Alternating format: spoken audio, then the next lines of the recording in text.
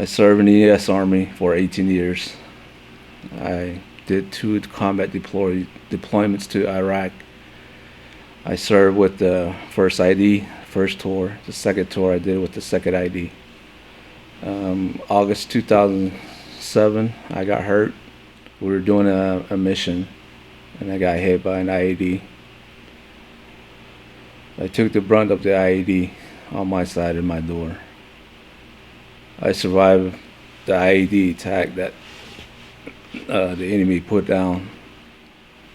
My gunner and my driver were able to survive the shrapnel wounds that they received, and I took the brunt of it. It came 2 inches from my body in my midsection, and it took my left hand below the elbow, and it shattered my whole right arm. The shrapnel from went to my eyes all the way down to my feet. I was able to know that I was still conscious when the blast hit me. I had burns across from right to my left, across my face. I was able to know that I felt the pain. It was unbearable. I don't know how to describe it to this day. But I knew I was still alive because I wanted to scream, but I couldn't. I had blood, teeth rolling down my throat. And I was able to know that I wanted to make sure my guys were okay in the Humvee. And all I heard was screaming, and the radio screaming over everything. And I tried to inform them that, are you okay? And the next position that was ingrained into them is my training, which is to watch out for secondary attacks. And I try to tell them that because a lot of times in Iraq, when we get ambushed like that, that's how they attacked us. And I know one of the soldiers that I was in there with them later on in the years, they told me, said I was trying to issue out orders through all the pain that I was suffering. But it's just it helped me subdue what I was doing that instant, and able to try to continue the mission, because that was in my job. Beyond that, I want to make sure everybody was okay, that we're ready to fight back. So we had the security set down, and my platoon leader was able to issue and come around that they know that something had happened. And immediately they came back and came back to my Humvee where I was got hit at.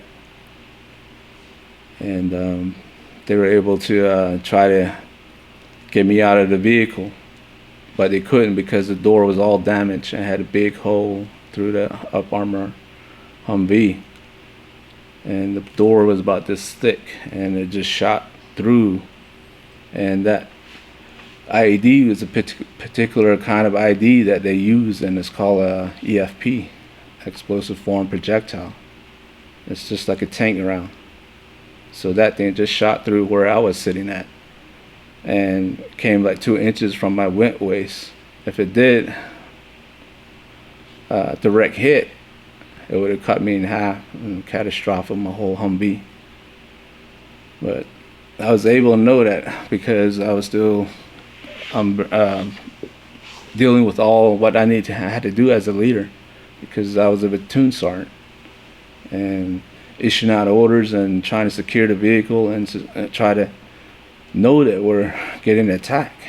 And I also had to think in the back of my mind that the Humvee isn't ready to get on fire from all the shrapnel damage and through the engine and whatnot, just to know that in the back of my mind that's what I was doing at that moment, that second, as I was sitting there bleeding out. And I was able to know that they came around because they came inside of my door and able to know, trying to open the door where I was sitting at, screaming at me, trying to keep me alive, trying to get me conscious and not to go into shock. And back in my mind, the pain was so unbearable. The training took over that I didn't realize it, how bad I was in the situation I was in. So I was able to let them know that I'm okay. I didn't know I was slowly bleeding out because all this was shattered in both my left and my right arm, and the shrapnel coming from this side and was from head to toe, and my whole right eye was shut, and I could barely hear what they were saying as I was sitting there bleeding out. And knowing that, I had the training that I instilled in my soldiers and my NCOs. They were able to take me, after they took me out of the Humvee.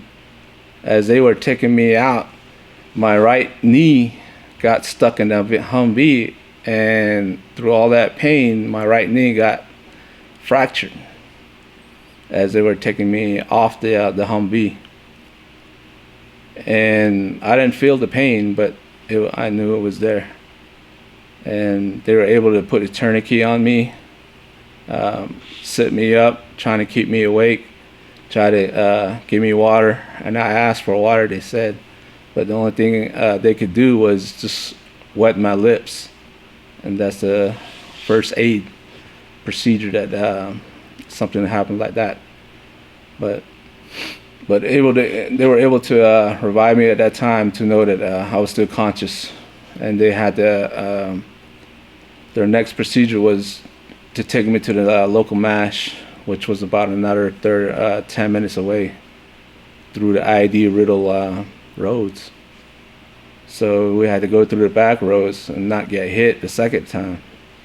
So that was in the back of my mind also, not to get hit again, trying to take me to the hospital. So that was one of the main things that I was making sure somebody put my life in somebody's hands. So that was in my thought. And as I was going there, I thought about my family. I thought about how am I going to explain this, or how am I, if I'm going to die tonight, that I knew that I had a chance to say that I loved them. I need somebody to tell me that I loved them. As I know when my body was leaving me, bleeding out. And the pain just subdued everything. The pain that I was in, I couldn't really endure. But by the grace of God, later on, that I knew that why it happened like that. As they were taking me, I was able to know that I want to make peace with God. To know that I did my best on earth. To know that I love them, to know that I can forgive my sins. To know that I can do something while I'm dying. As a chaplain, we're running to my gurney where they put me on, as they were cutting all the ACU uniform off of me, my flat jack or body armor. I knew I was a goner. I knew the next is, I don't know. I don't know if I was going to die tonight, but I knew the chaplain was praying over me. For a Catholic, it would be the last rites. But I knew that I wasn't a Catholic, but I knew he was praying the right prayers. And that's the last thing I heard. Lights out after that. So after that, they put me in an induced coma. And I didn't wake up until like almost 3 weeks later in BAMSI, which is Brooke Army Medical Center in San Antonio, Texas.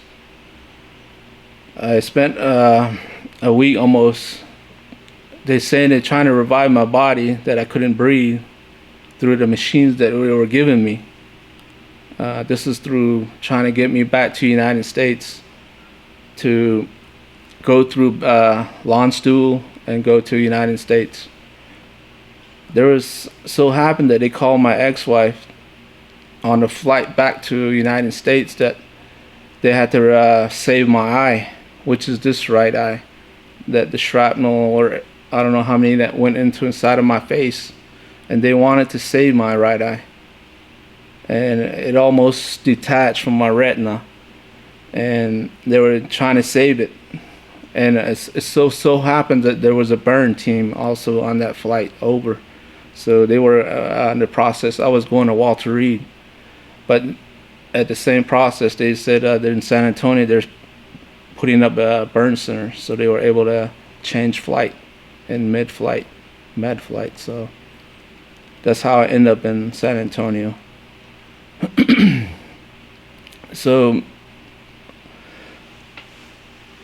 I was there for almost 2 years, close to 2 years. And in that process, I had to know that when I woke up from my coma, that was one of the best feelings that I have ever had in my life. To know that I'm still alive. To know that God had given me a second chance at life. To know that feeling of how grateful you are as a human being, knowing that something that you're going to have to walk back and wake up. That feeling of alive. That feeling of you have another day on here on earth to enjoy. And that's how I felt when I woke up. I know I can see a little bit out of my left eye, but I know that God was there. God came and told me that you got another day. And once that happened, I knew my fight was starting. I was able to look down because I couldn't move on that hospital bed. And I was able to look down and see how much damage it was. I was all bandaged up, machines hooked up to me, food, whatever it is, they were trying to keep me alive while I'm hooked up. Well, I understood that.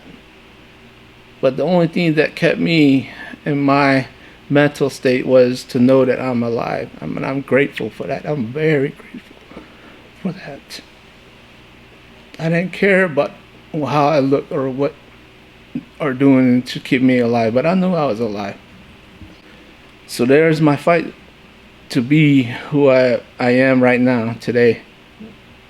To know that each step was a hard road back to where I am.